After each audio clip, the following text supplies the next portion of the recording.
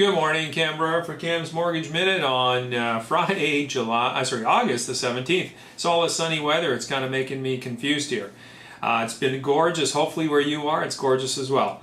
A recent survey just came out, or a study, I guess, and it said that a bigger down payment means that you're going to pay less interest on the term of your mortgage. It'll be easier to get refinancing, and your CMHC fees will be lower, and you'll have a bigger equity buffer in case the market drops. Well, nothing new to anybody out there. I mean, that's all common sense stuff.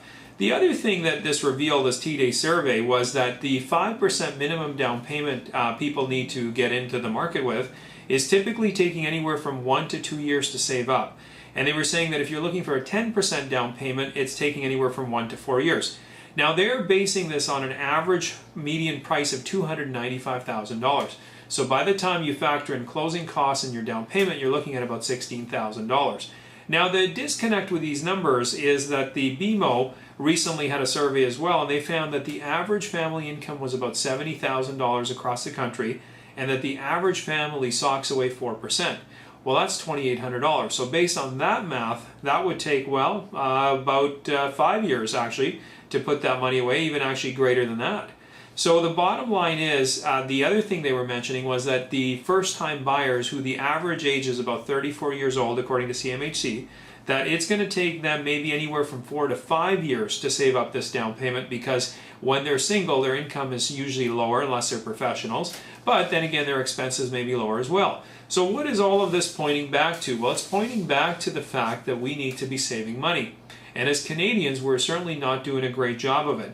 Years ago, Canadians used to save way more, but it seems like over time, the savings rate has dropped and dropped and dropped. So what are some of the things that you can do to help save money? Well, you can cut your spending. That seems pretty logical, but you know what? As people who want everything, we have a hard time doing that, because I want this, I want that, and people just don't want to cut. The other thing you could look at doing is, if you want to get into a house, is talk to your mom and dad or an aunt and an uncle. See if they will help you out with a down payment. Again, they may be willing to gift it, or maybe you can make an arrangement over 10, 20 years, you repay them back. I mean, chances are if their money's invested somewhere, they're getting a pretty low rate of return. Maybe you can offer them a little more. You could also borrow from your RSPs. If you do have RSPs that have been socked away, why not pull some of the money out?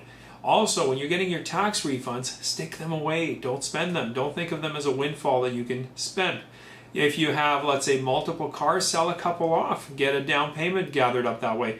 If you have multiple vehicles also, you may have multiple loans. This way it eliminates another loan and you get to save some money. Postpone that vacation or trip. I mean, a lot of people, you know, they've got that sort of thing. The other thing, and I mean, it may sound silly, is put off the Tim Hortons visit or the Starbucks visit. You would be amazed at how much money is spent just going to these places. So the bottom line is, if you want to own a home and you need to do this and you want to do it in this decade sometime, and you want to be able to sock that money away, well, you've got to start saving that money. Because of the, you know, if you don't do it, you're never going to have it. Now, we still have programs with zero down. They still haven't completely gone away.